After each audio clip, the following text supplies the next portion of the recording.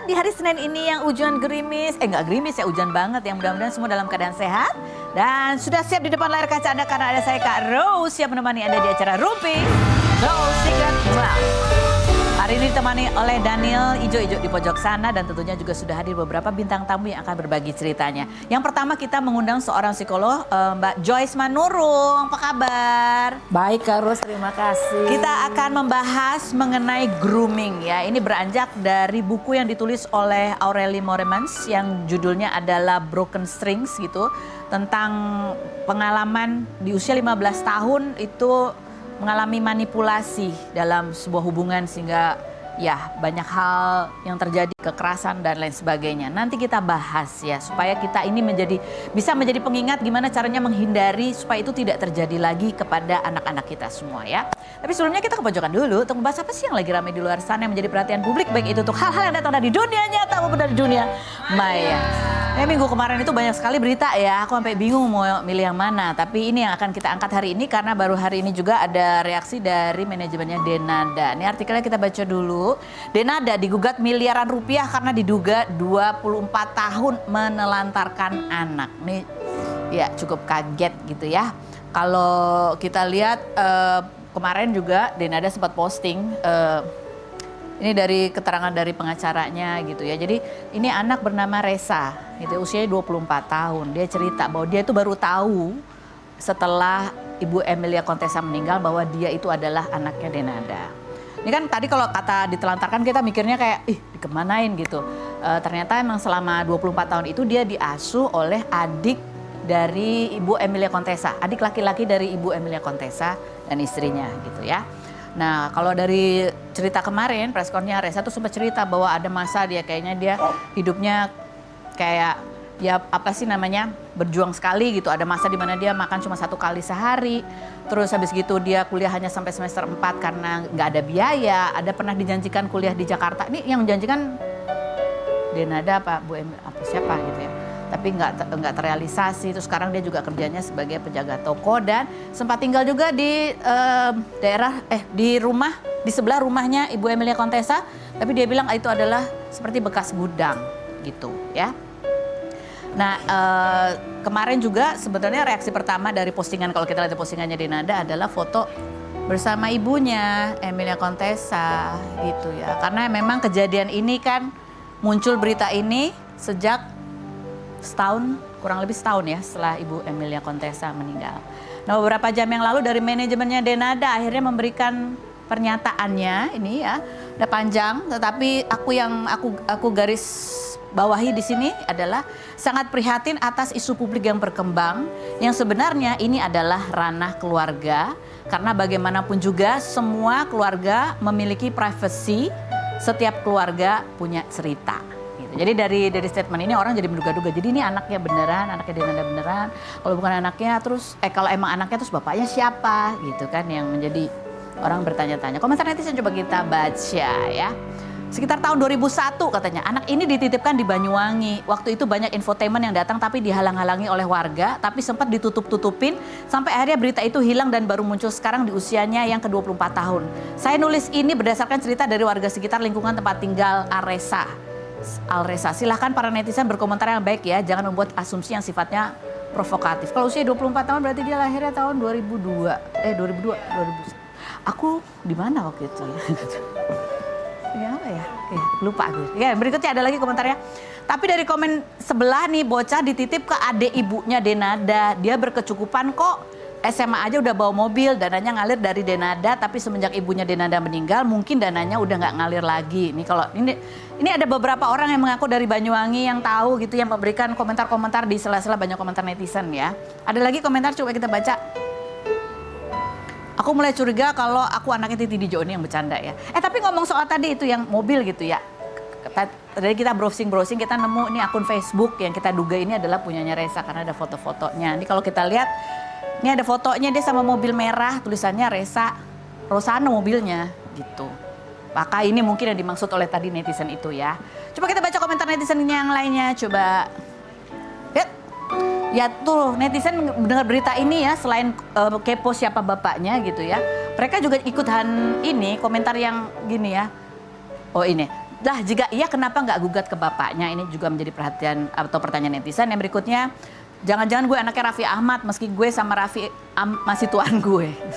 Iya, halu yang ini. Yang berikutnya ada lagi. Oke, yang berikutnya ada lagi. Komentarnya coba kita lihat. Ada? Udah komentarnya itu aja. Komentarnya itu ya. Tapi kan tadi ya ini mungkin masalah keluarga. Walaupun yang namanya anak ya tetap anak. Jadi kita tunggu aja bagaimana jawaban langsung dari Denada gitu. Apa yang terjadi sebetulnya? Apakah ditelantarkan atau enggak? Soalnya Ninin juga menarik nih dari Facebook tuh kita lihat juga di akun Instagramnya. Kayaknya Instagramnya Resa juga. Itu sempat kita lihat itu akun Instagram ini di follow sama Ibu Emilia Contessa. Akun Instagramnya Resa. Terus ini sering nanya nih Bu Emil. Kapan mau pergi sama Bunda? Bunda tuh kayaknya sebutan untuk Bu Emil ya. Ya pantas aja kamu kan ganteng gitu. Udah Bunda nggak bohong. Kamu sedang di mana? Kamu di mana, Ca? Gitu. Ini ada beberapa postingan ya. Dia nanya kamu di mana? Kamu di mana? Gitu. Apakah apa ceritanya ini masalah keluarga ya? Tapi ya namanya anak ya tetap anak. Tapi kalau ini memang dititipkan ke adiknya Tante Emil, berarti kan sebenarnya keluarga tahu ya. Kenapa nggak ngomong aja langsung gitu? Jadi masalah. Tapi kita langsung menuju bintang tamu kita aja yang bisa langsung jawab. Kita dulu profilnya berikut ini. Mau bertanya sama psikolog ya, ini beranjak dari memoir yang ditulis oleh Aurelie gitu ya. Bukunya bisa dibaca, lihat tautannya di Instagramnya Aurelie Moremans dan itu dibagikan secara gratis. Karena Aurelie berharap melalui ceritanya itu tidak ada lagi korban-korban yang sama seperti yang dia alami gitu. Ini kita lihat dulu seperti apa reaksi netizen yang sudah membaca memoir itu. Kita lihat yang berikut. Mbak Joy sendiri sempat membaca memoirnya. Ya secara umum dulu sudah saya paham. Ya. Apa yang dirasain nih seorang psikolog kan mungkin sering menangani banyak kasus, tapi membaca. Yang pertama saya marah. Saya marah. Sebagai orang yang tahu kondisi seperti ini tidak mudah untuk dilalui dan dampaknya luar biasa. Yang kedua, saya sedih gitu ya. Di era sekarang yang sebenarnya proteksi bisa kita upayakan, lingkungan sangat bisa diupayakan juga dengan baik, masih terjadi.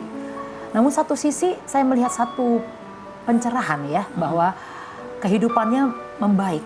Dengan dia mampu menulis itu, saya yakin dia sudah melalui ini dan bisa menyikapi semua kondisinya. Baik, itu. Kita mau tanya dulu ya, ini kita bahas grooming gitu. Banyak orang juga ini menyebut ini adalah perilaku pedofilia begitu ya yang dia ceritakan itu gitu. Ini apa bedanya sih? Ada bedanya atau sama aja sebetulnya? Ya, kalau disebut dengan child grooming, karena ada kata child ya grooming. Di situ ya. Sebenarnya ini adalah persekusi gitu, yang ditujukan kepada anak. Apa sebenarnya motifnya? Ini didasari oleh sebuah kebutuhan dari si pelaku. Sehingga yang bersangkutan melakukan manipulasi psikologis kepada anak dan juga keluarga anak. Umur 15 tahun itu kan anak masih kategorinya ya. Nah yang menarik di sini kenapa itu bisa terjadi gitu.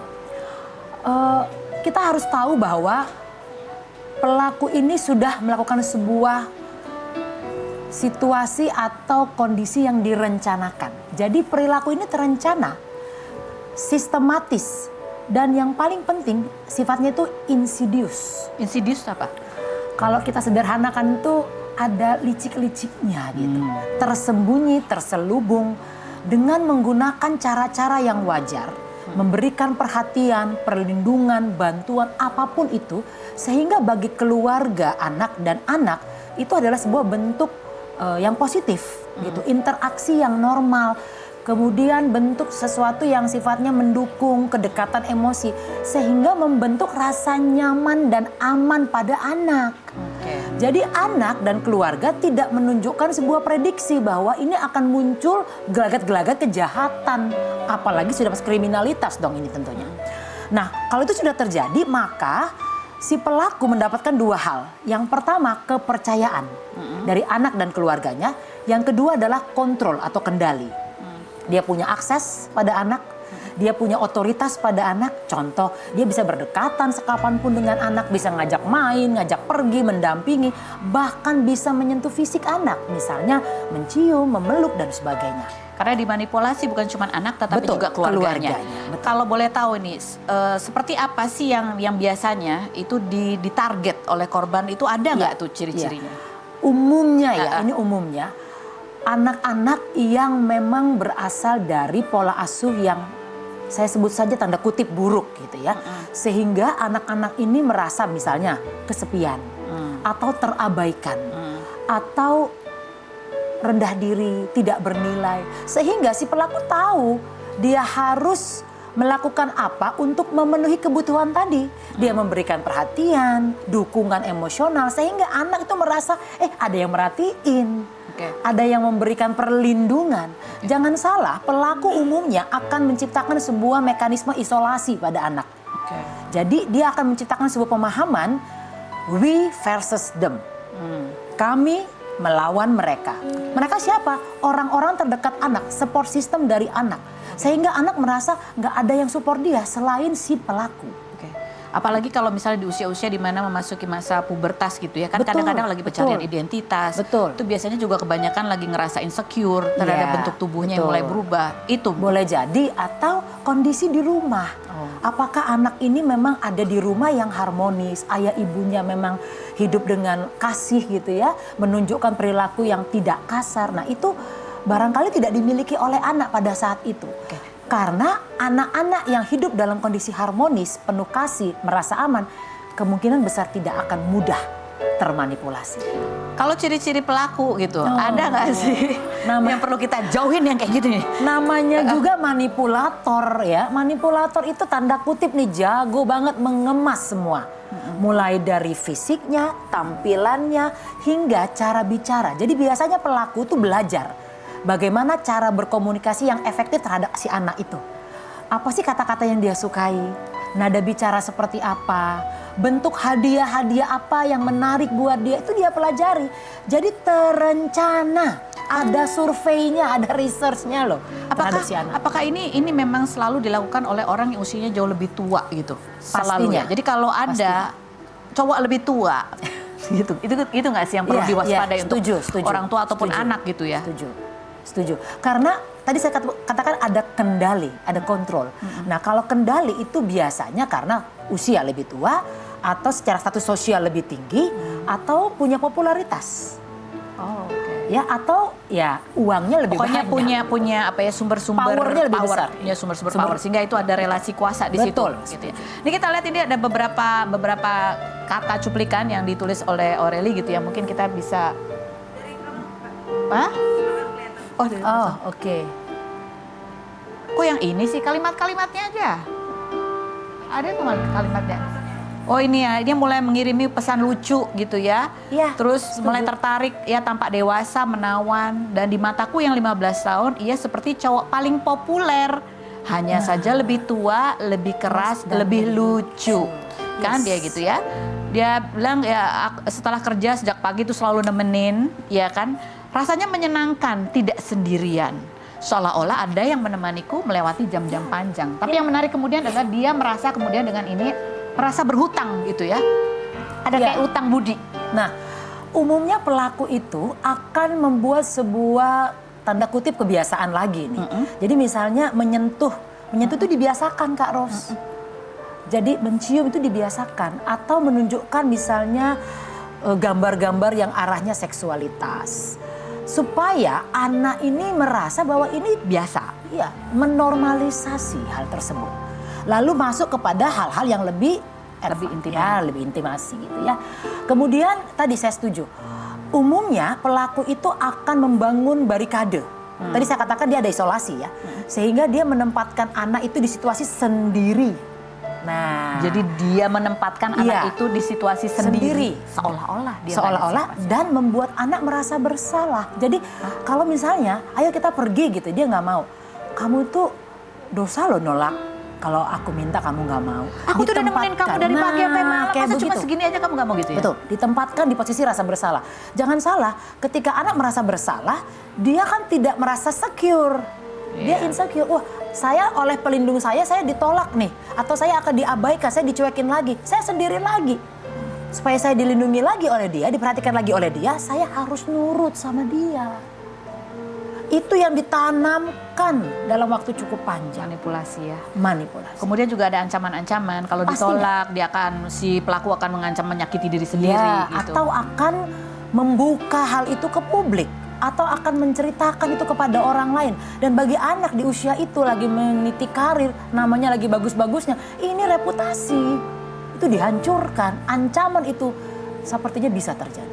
Sama juga menggunakan apa ya, kayak ya kalau dia melakukan kekerasan selalu punya alasan bahwa ini karena ini. Nah, namanya emosi. manipulator, dia punya banyak cara untuk Iya, untuk kalau bisa dibaca di memoirnya itu kan ada momen di mana dia sebetulnya ada momen kayak aduh salah nih kayaknya gitu ya. Tahu bahwa ketika ngomong iya itu salah tapi Iya. nggak bisa mundur. Iya, Nah, iya. ini ada caranya nggak sih? Gimana nih buat Iya. yang ya ini kan karena manipulasi ya, tapi kan sebenarnya mungkin insting udah tahu cuman ngomongnya atau melakukannya itu kan susah. Apa gimana caranya? Kalau istilah umum tuh ada seperti lingkaran setan. Jadi seseorang itu ketika berada dalam situasi seperti ini, dia kan tahu ini nggak benar. Tapi dia tahu dia butuh. Diberikan perhatian, dia merasa oh iya saya terpenuhi. Saya ngikut lagi. Kemudian dia tahu lagi itu salah. Tapi dia diabaikan lagi. Oh saya butuh itu. Nah tadi saya katakan bisa jadi memang anak ini, kita nggak tahu siapapun lah yang mengalami ini. Memang berasal atau sedang mengalami situasi yang tidak penuh dengan perhatian. Istilahnya itu afeksi kalau dalam psikologi. Afeksi. Afeksi dari keluarga, ayah, ibu atau support system itu nggak dia dapat. Apalagi remaja ya. Memang pengakuan orang-orang terdekat harusnya dibutuhkan. Tapi ketika ada orang yang lebih tua yang bisa menggantikan, mensubstitusi figur ayahnya, memberikan perhatian, dia merasa oh saya terpenuhi. Ini namanya juga manipulasi ya. Jadi ini bukan ya memang jago aja gitu si pelaku itu untuk memanipulasi dan membaca situasi-situasi gitu ya. Ya, manipulasi itu kan bagian dari acting ya. Acting. Ini tapi kalau kita baca di KUHP yang terbaru apa gimana sih aku nggak tahu juga. Ini ada ancaman hukumannya ya. Bahwa setiap Ya. orang yang membawa pergi perempuan dengan tipu muslihat dan dapat dipenjara hingga 7 tahun. Pasalnya gini, setiap orang yang membawa pergi perempuan dengan tipu muslihat, kekerasan atau ancaman kekerasan dengan maksud untuk memastikan penguasaan terhadap perempuan tersebut, baik di dalam maupun di luar perkawinan, dipidana karena melarikan perempuan dengan pidana penjara paling lama 9 tahun dan ini tidak melihat umur. Setuju. Harus ya, sudah ada perlindungan hukumnya Sudah, begitu harus ya. begitu. Ya. Nah, ini ke depannya bagaimana supaya mencegah gitu ya keluarga Orang mencegah. tua itu nomor satu. Jadi orang ini kan saya sebut tadi insidious ya, nggak terprediksi. Berarti orang tua itu harus punya hubungan yang intens sama anak, dekat sama anak, kenali anaknya. Anak itu butuh apa sih? Kalaupun orang tua memang punya tanda kutip nih persoalan di rumah tangga, punya kesalahan dalam pengasuhan, dia kan bisa membaca karena anak-anak yang mengalami insecurity itu akan berubah pola perilakunya.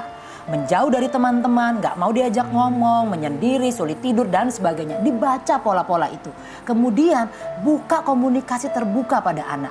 Buat anak percaya pada orang tua untuk bisa berbagi. Selama ini orang tua hanya nanya udah makan belum, sekolahnya gimana dek. Dia nggak tanya apa yang kamu rasakan sekarang. Mama punya salah apa sama kamu. Anak nggak pernah diajak untuk berbagi perasaan. Jangan salah, ketika dia sudah dilatih untuk merasa bersalah terus-menerus, dia sulit ngungkapin perasaannya. Oh, Dia nggak berani untuk ngasih tahu saya itu terluka, saya dilukai loh secara mental dan secara fisik, apalagi secara seksual. jadi cara ngomongnya tuh kan itu ya, ini kan seperti membuka pintu yang lagi ketutup rapat tuh. Ya, jadi tertutup rapat ini bukan gara-gara pelaku semata-mata ya. Iya. Tapi pengalaman hidupnya sudah menutup perlahan-lahan pintu itu. Rasa percayanya pada orang terdekat itu kan sudah lama sebenarnya hilang. Yang tiba-tiba dipahami oleh si pelaku dan pelaku masuk, ada celah untuk itu, ini peluang buat pelaku dan dia masuk sebagai pengganti.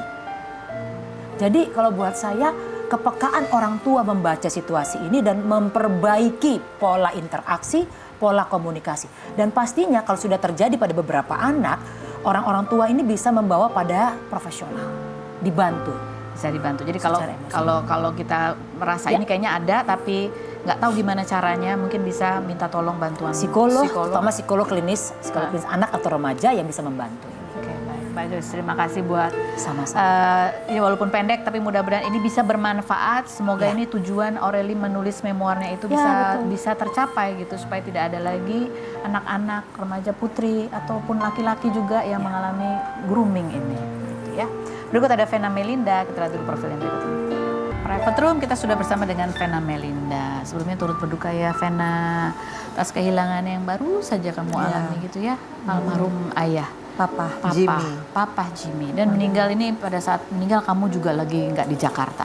Aku lagi di Bali sama Fania, terus mamaku lagi di Jepang sama adikku. Dan papa itu pergi tuh dari rumah tuh nggak bilang sama siapapun, naik Nggak ada yang tahu, motor. oke.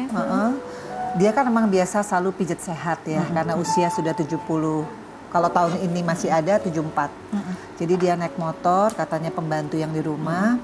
Terus dia parkir di suatu tempat yang kita sampai sekarang nggak tahu. Makanya motornya juga belum ketemu. Terus dia naik Grab kayaknya atau naik apa gitu. Sampailah ke Wijaya, Tempat Grand pijet- Wijaya itu. pijet sehat itu. Ya udah dia jam 3 dia nyampe, katanya si terapis. Jam 3.15 dia udah minum jahe, udah mau ganti baju. Terus yang di kamar depan gitu ya, denger kayak ada orang kayak ngorok tapi ketarik gitu, kayak orang diambil. Oh gitu. Gitu sekali, terus grok gitu, jatuhnya juga ke tempat tidurnya dia. Nah dipanggil lah si terapis itu kan. Dipanggil, tahu-tahu udah telungkup dan denyut nadinya tuh udah lemah banget. Tapi kan kita nggak tahu karena dia bukan suster ya, apakah Iya, iya, udah nggak ada ataukah memang lemah. Nah untung papaku tuh nggak pernah nge-lock handphone, jadi berapa hari sebelumnya tuh aku yang teleponan sama dia, jadi dia last call gitu. Dia cari aku 5 kali, aku lagi di pinggir pantai jagain Fania lari-lari. Jadi ada 5 kali miss call tuh aku nggak terlalu denger kan. Nah begitu dia WhatsApp, maaf kak, aku terapis, ini papahnya pingsan, terus apa kaku badannya, denyut nadinya. Wah aku udah panik kan.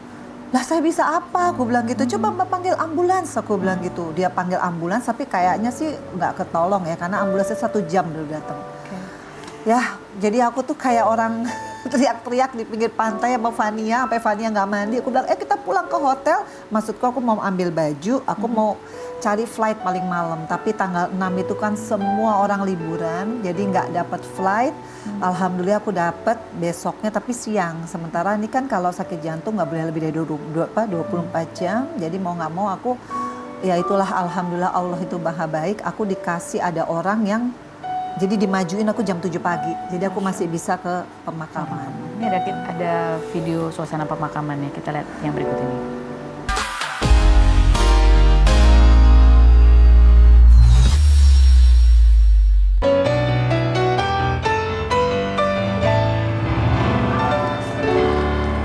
Petro masih bersama dengan Vena Melinda gitu. Tadi ya ini kita pengen mendengar ya cerita umur berapapun Vena tetap adalah seorang anak gitu ya yang kehilangan papa, kehilangan orang tua. Salah satu penyesalan kan kamu bilang ada keinginan almarhum yang belum sempat kesampaian dan kamu juga bilang bahwa 5 tahun terakhir ini sebetulnya hubungan sedang dekat sekali gitu. Memang sebelumnya nggak terlalu dekat juga sama papa? Ya sempat aku jauh gara-gara papa tuh kan. Jadi gini, papa tuh dulu tuh sebenarnya bukan father figure. Dia tuh orangnya kan anak muda banget ya gayanya gitu. Jadi aku tuh lebih deket sama mamah memang. Jadi waktu itu sempat jauh 8 tahun karena kita berbeda berpikir. Waktu aku pisah yang pertama, papa tuh sempat kayak menyalahkan aku gitu. Jadi aku kayak kesel lah sama beliau ini gitu. Nah 5 tahun terakhir aku tuh ngerasain bahwa papa lah yang menjadi garda terdepan aku. Pada saat aku kena KDRT, dia tuh orang pertama loh yang datang ke Surabaya. Dia nungguin aku di rumah sakit dari visum, BAP sampai ketok palu bahwa dinyatakan bersalah. Dan papa tuh bener-bener yang memberikan aku spirit bahwa jangan pernah mundur karena ini hak kamu sebagai manusia. Jadi aku ngerasa di titik terakhirnya papa tuh ingin menebus segala ketidak father figure-nya dia yang selama ini mungkin dia ngerasa gitu. Kenapa anaknya agak jauh? Karena dia harus menjadi sosok ayah yang tanggung jawab gitu. Nah itu sih yang aku kadang-kadang tuh ngerasa kaget. Ya ampun, baru lagi romantisnya sama papa tuh dia kalau aku ada acara tuh nomor 1 datang. Acara kayak kemarin launching dia nomor 1. Yang lain ibu-ibu dia sendirian dengan bangganya. Jadi aku ngerasa di detik dia terakhir dia husnul khotimah. Kenapa? Karena sepeninggal istrinya, kan aku punya ibu sambung, papaku punya punya anak, aku punya adik yang berkebutuhan khusus. Dia memilih tidak menikah untuk mengurus si Alvin ini selama 7 tahun terakhir ini.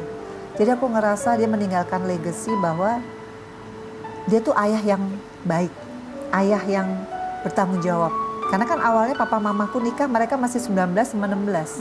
Masih muda Jadi sekali ya. masih muda banget, sampai mereka bercerai pun dia belum bisa meninggalkan legacy ini loh. Aku nih papa kamu yang tanggung jawab. Kamu sempat ngomong ini nggak sama papa? Nggak sempet. Tapi aku pernah bikin podcast. Dalam podcastku aku bilang, "Pak, kalau Alvin gimana?" Aku bilang. Itu yang papa nggak bisa jawab. Dan ternyata sepeninggal papa, kita keluarga ini, aku sama adik-adiknya papa, tante-tanteku sama adikku yang Reza Rena, sama Feral, sama Atala, kita tuh semua komit untuk menjaga Alvin. Masya Allah. Jadi secara nggak usah disuruh sama papa yang tadi dia di podcast dia bilang, aku bingung siapa yang ngurus Alvin. Nggak pernah minta juga papa? Nggak pernah minta tolong kita juga. Begitu dia nggak ada, kita nih semua kumpul keluarga, kita menyatakan berapa biaya Alvin, semua waktu, finansial, kita gotong royong sekeluarga, termasuk Mas Feral, untuk pokoknya Alvin tuh nggak sendirian. Karena Alvin kan udah nggak punya mama papa. Itu sih legacy yang menurut aku, ternyata keluarga tuh number one. Ya kamu sendiri ke papa ya, perasaanmu bahwa kamu lagi deket papa, kamu ngerasa bahwa papa betul-betul menjadi pelindung kamu gitu. Kamu sempat ngomong nggak se papa? Belum sempet, karena aku banyak gengsinya kan. Banyak gengsinya? Karena kan beda cuma 19 tahun. Aku tuh sering debat sama papa. Tapi begitu dia nggak ada, aku tuh sedihnya tuh ini kan hari ke-7 ya. Aku tuh sedihnya di 4 hari pertama aku nggak berhenti nangis. Karena aku nyeseknya adalah permintaan dia terakhir tuh dia mau ke Bandung, Feni.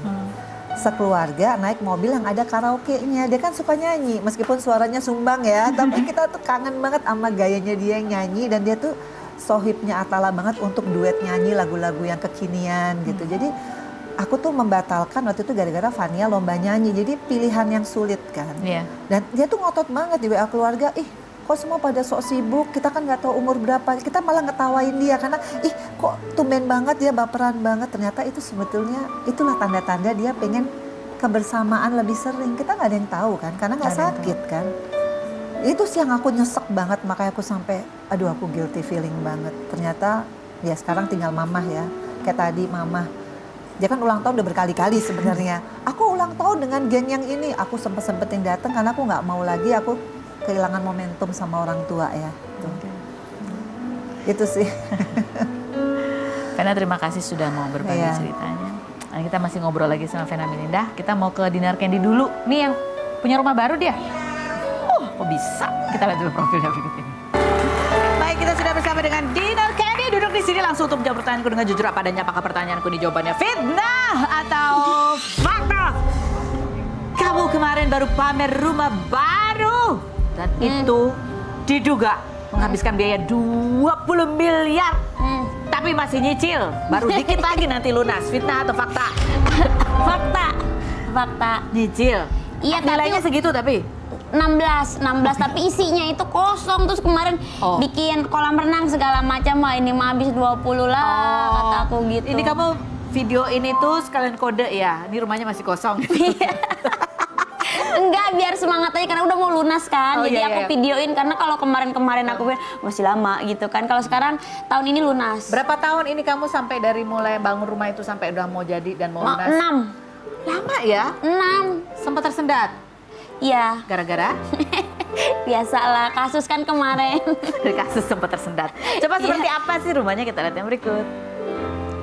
Wow, gede banget itu, Dinar. Itu baru bangun, itu sih kolam renangnya baru jadi. Oh, baru jadi. Baru diisi air ya? Baru diisi air, jadi kayak aku nge-DJ dulu baru bayar. Nge-DJ dulu baru bayar. Gitu ya, nyicilnya gitu. Oke, lanjut fitnah atau fakta, Dinar Candy. Kamu kalau dapat komentar buruk dari netizen sekarang tahu bagaimana cara meredamnya, yaitu ajak aja abah ngonten. Fitnah atau fakta? Jawabannya setelah berikut ini, jangan kemana-mana, tetap di Rupindo Secret. Wow.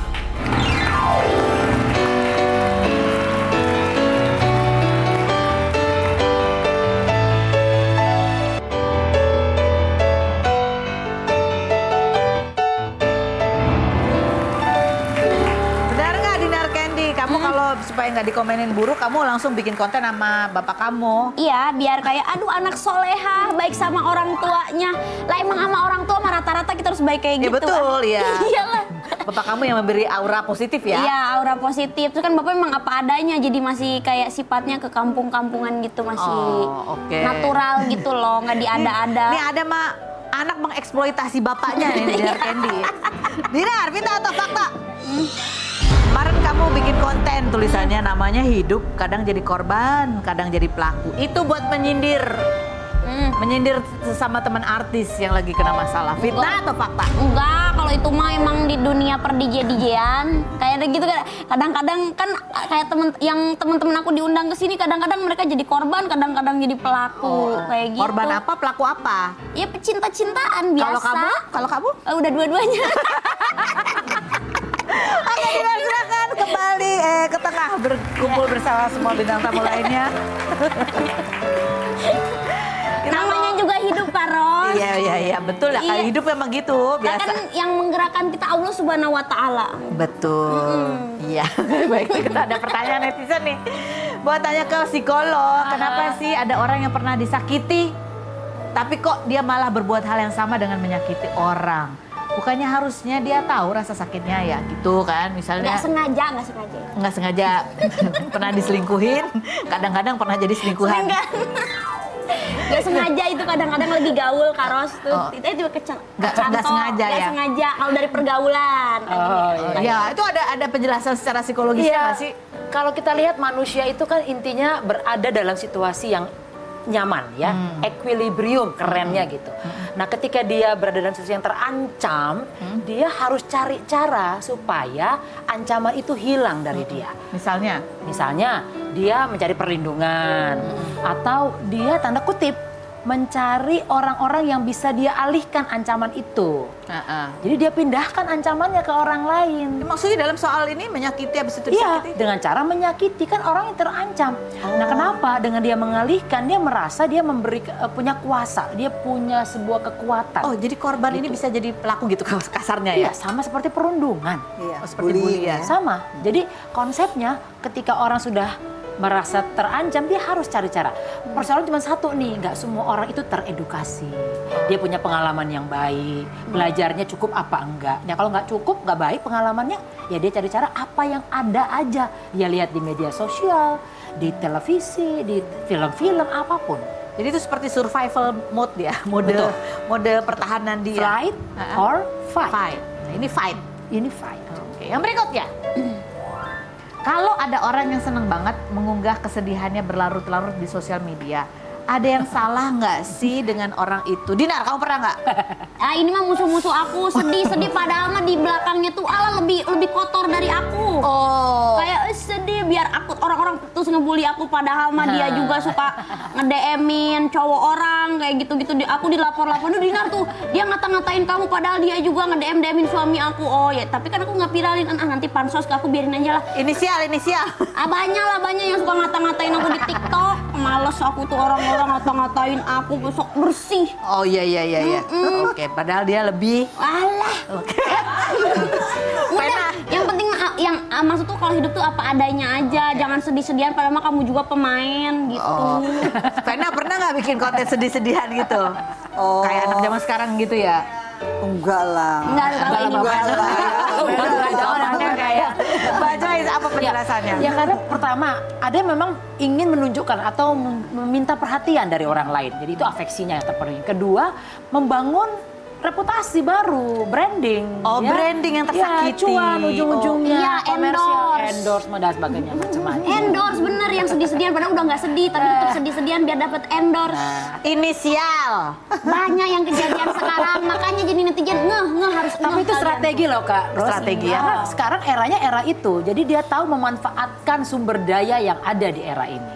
Jadi pinter strategis kalau menurut saya. Tahu lagunya yang sedih biar Rating naik. Iya ratingnya naik.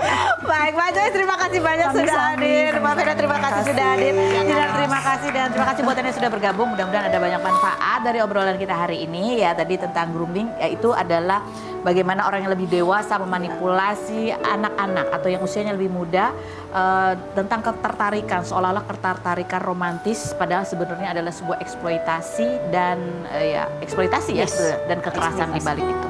Kita ketemu lagi setiap hari ya di acara Rumpi No Secret.